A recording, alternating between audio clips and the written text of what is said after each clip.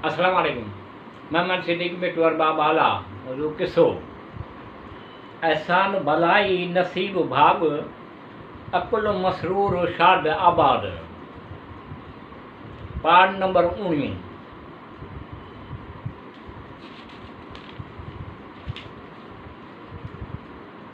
हज़रत खतीजा रज़ी अल्लाह ताला अन्हा जिन जॾहिं हीउ हाल ॾिठो, इंतिहाई शौक़ जे सबबि पर्दे हया जो थोरो मथे खयो, निहायत फसाहत सां गॾु ॻाल्हि कई। चाचा, अगरि जे हिन मौक़े ते तव्हांजे लाइ मूंखां वधीक मुनासिबु आहे, पर तव्हांखे मुंहिंजे नफ़्स ते मूंखां ज़्यादा इख़्तियार कोन्हे। ऐं मुहम्मद सल्लल्लाहु अलैहि वसल्लम, मूं पंहिंजे नफ़्स खे तव्हां सल्लल्लाहु अलैहि वसल्लम जिन सां गॾु तजवीज़ कयो ऐं मुंहिंजो महर ख़ुदि मुंहिंजे माल मां आहे। तव्हां पंहिंजे चाचा खे चओ, वलीमा रिफ़ाब हिकु उठ ज़बह करे तव्हां सल्लल्लाहु अलैहि वसल्लम जंहिं वक़्तु चाहियो पंहिंजे घरवारीअ वटि अचो ऐं हज़रत खतीजा रज़ी अल्लाह जिन वटि अचो।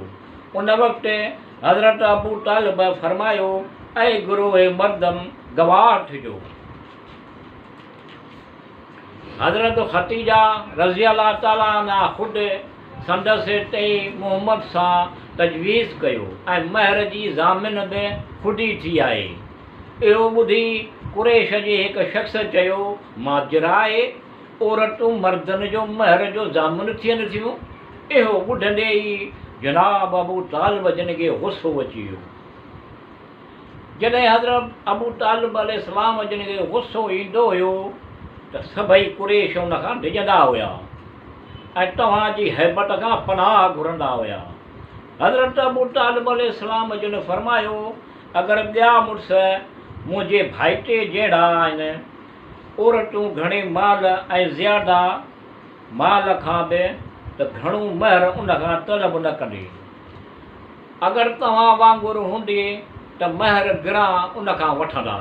पोइ हज़रत अबू तालिब हिकु उठ नहर कयो ऐं हज़रत सल्लल्लाहु अलैहि वसल्लम जो वलीम रिफ़ाब हज़रत खतीजा रज़ी अल्लाह ताला ख़ैरुन निसा सां गॾु मुनक़िद थियो। उन मौक़े ते हिकु शख़्स जंहिंजो नालो अब्दुल्ला बिन गनम हुयो, चंद शेर नज़म कया, जिन जो मज़मून हीअ आहे त ऐं हज़रत खतीजा रज़ी अल्लाह ताला अन्हा, तोखे मुबारक हुजे, तव्हांजी सादत इज़त ऐं शरफ़ अर्श जी तरफ़ परवाज़ कयो ऐं तूं बहितरीन अवलीन आख़िरीन जी शरीके ज़िंदगी बणिजी वई आहीं। दुनिया में मुहम्मद सल्लल्लाहु अलैहि वसल्लम जिन जो मिसाल केरु किथे मुमकिन आहे जा। इहो ई आहे जंहिंजी बिशारत हज़रत मूसा अलैहिस्सलाम हज़रत ईसा अलैहिस्सलाम जिन ॾिनी ऐं तमामु घणो जल्द उन जी बिशारत जो असरु ज़ाहिर थियण वारो आहे। पर रसूलुल्लाह सल्लल्लाहु अलैहि वसल्लम किताब आहे में पढ़ण ऐं लिखण वारनि में इक़रार कयो आहे, इहो रसूल बता अहले अर्ज़ समा जे हिदायत करण वारो आहे।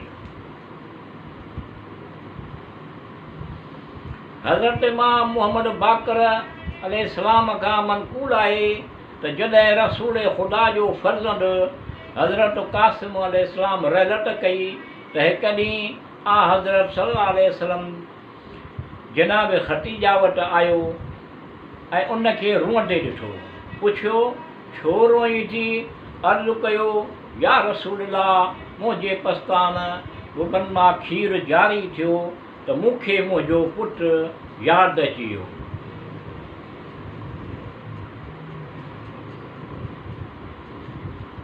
हज़रत खतीजा रज़ी अल्लाह ताला चयो, मूंखे मुंहिंजो ॿारु यादि अचे थो, उन जी जुदाईअ खां बेचैन थी रुआं थी।